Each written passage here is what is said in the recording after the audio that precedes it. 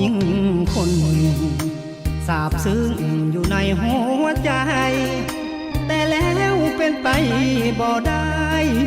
ญาติผู้ใหญ่เพิ่นบ่เห็นดีจึงยอ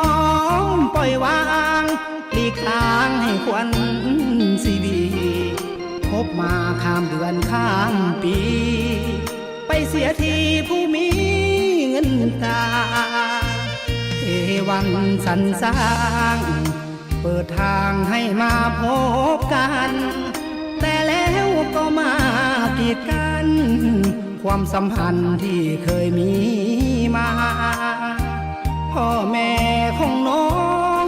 เห็นเงินทองยิ่งใหญ่นักหนาหากน้องเท่าดินเท่า